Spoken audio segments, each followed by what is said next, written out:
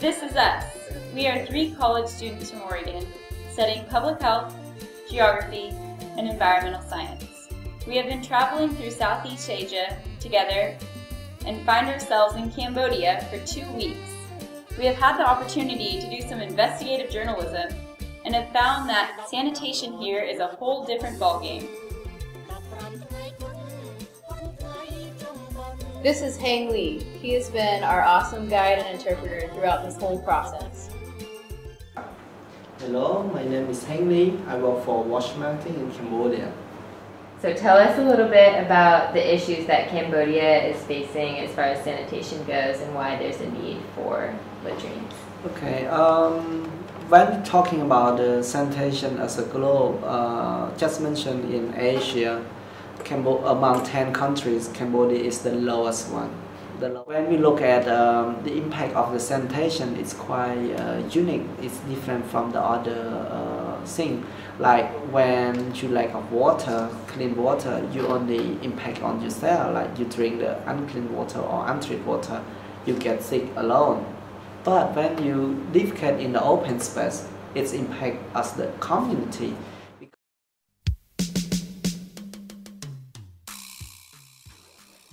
Aun is a resident of Kampong Spur province in rural Cambodia.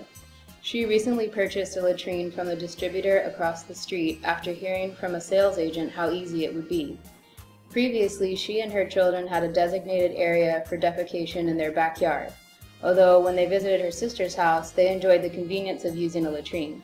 She said buying a latrine had always been too complicated and too expensive, involving many different suppliers of parts, but that when the nearby distributor simplified the process by selling the latrine as a single unit, getting one suddenly became much more feasible. She has owned one for 2 months now and proudly recommends for her friends to buy one. She says that her children are happy and that makes her happy too. It's not a lack of knowledge that's the problem here. The people know that latrines have lots of health benefits and that sanitation is really a big issue. It seems that the lack of access and the affordability are more the problems that are preventing people from buying latrines. Right now in Cambodia, about 20% of rural households already have a latrine. And among those, they either got it from an NGO for free, which is an unsustainable practice, or the majority built it themselves using a mason, which is a very complicated process and also is very expensive by the standards of a rural Cambodian household, usually costing between $250 or $500 per latrine. Okay, our project is WaterSHED marketing, so whatever we do, we're not going to give any subsidy to the supplier or the consumer at all. So we look at more on the business approach or market approach to convince them. Hengly's team goes out and recruits local entrepreneurs that are willing to invest in the production of latrines.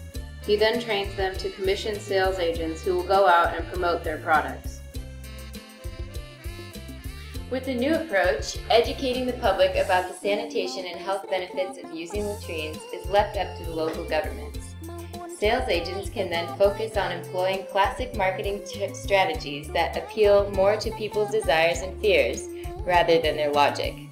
In some cases, the commune chiefs refuse to sign legal documents for villagers until they install a latrine. They know that the benefits are only realized when the entire community gets on board, so no tactic is too harsh. Mr. Haeyoung is a sales agent for a local latrine supplier and also a current owner of one. He said that before he got the latrine, his family told him he was building it for himself and that they would never use it. Once it was installed, however, they began to use it. Now they like it so much that they will never go back to open defecation. When we asked him what he likes about his job, he said that he believes in spreading access to sanitation. But also, the more that he sells, the more money he makes for his family.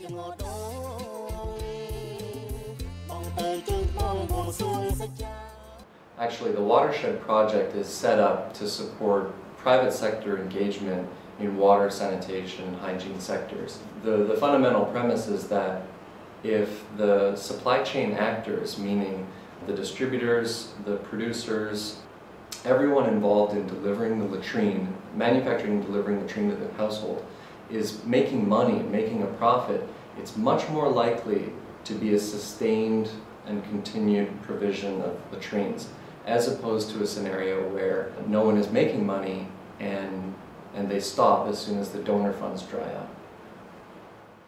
Many big companies like Coca-Cola or Nokia or Pepsi, they spend millions of dollars per year to promote their brand, for people to know. At the moment, if you join the project, we have to train the seller agent and train your business to do marketing, and you can sell your products straight away. Not just latrine, you can sell anything like rock sand or jar or rainwater jar or something like that. You can sell it with any product you want, because we provide the skill and the system for you.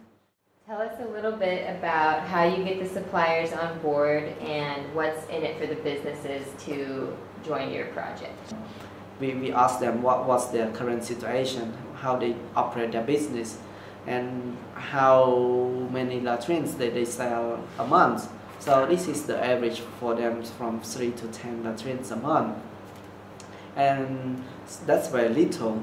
From our perspective, we show them the demand for the latrine in your commune. And so most of them, they say, oh, I only know to sell it cheaper, but I don't know how can people know that's my product, and how can the information of the business spread out, how they know me. So, you know, if you want people to promote for your business, you can recruit the seller agent. It's a part of new business for them. So everybody that come to buy the latrine, they also want to buy the rock, sand and cement, and they also buy the door for the house and for the latrines. So they sell the whole package at the moment, and we hope that every business that join with us will see further business opportunity, not just. We went out to visit one of the suppliers to see how the manufacturing process works. We saw the piles of rock, sand, and cement, and even watched employees making the concrete pit linings. We also saw workers welding together metal doors, which is actually a new aspect of this enterprise. The Wash marketing project has helped to boost sales dramatically, which has allowed the business to expand its market base. The increased profits have also paid for more employees to be hired, and there is consistent demand for products.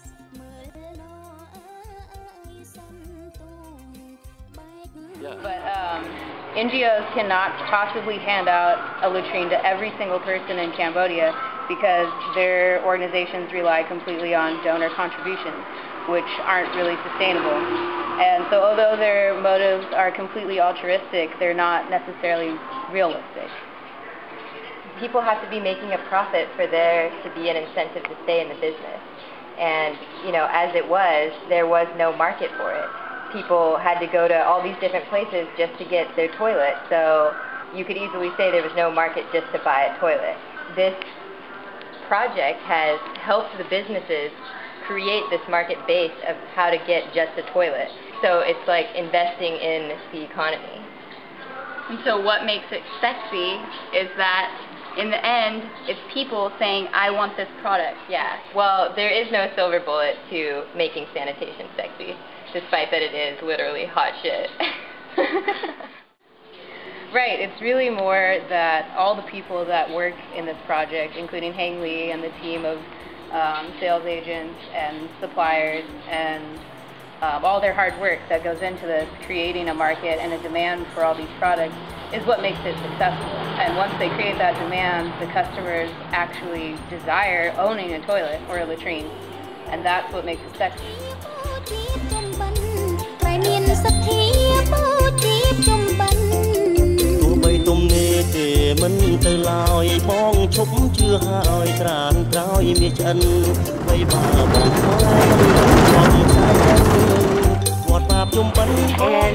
dedication to our